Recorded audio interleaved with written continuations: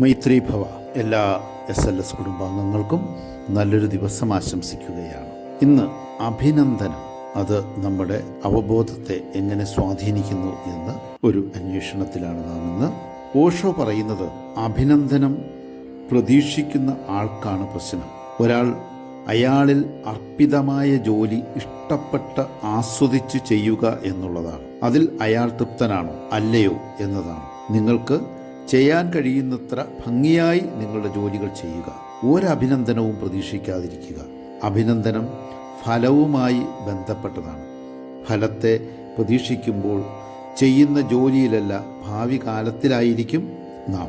അഭിനന്ദനം കൊതിക്കുന്ന ഒരു വ്യക്തിക്ക് ഒരിക്കലും നന്നായി ജോലി ചെയ്യാൻ കഴിയില്ല. കാരണം അയാൾ പാതി മനസ്സുള്ളവനാണ്. അയാളുടെ പാതി മനസ്സ് ഭാവി കാലത്തിലാണ്.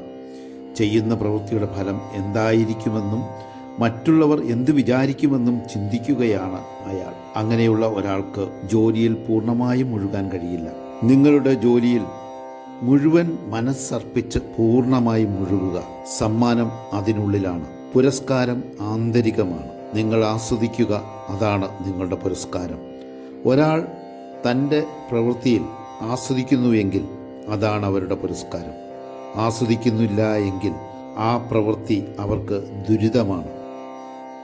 നിങ്ങൾക്ക് എത്ര ഭംഗിയായി നിങ്ങളുടെ ജോലി ചെയ്യാൻ കഴിയുന്നുവോ അത്ര ഭംഗിയായി അത് ചെയ്യുക. നമുക്കിന്ന് ഈ വിഷയത്തിൽ ആഴപ്പെടാം. എല്ലാ SLS കുടുംബാംഗങ്ങൾക്കും സ്നേഹത്തിൻ്റെ, സന്തോഷത്തിൻ്റെ, സമാധാനത്തിൻ്റെ, ഉന്മേഷത്തിൻ്റെ, ഉത്സാഹത്തിൻ്റെ, നല്ല ബന്ധങ്ങളുടെ, നല്ല ശീലങ്ങളുടെ മൈത്രി നേരുന്നു. മൈത്രി ഭവ.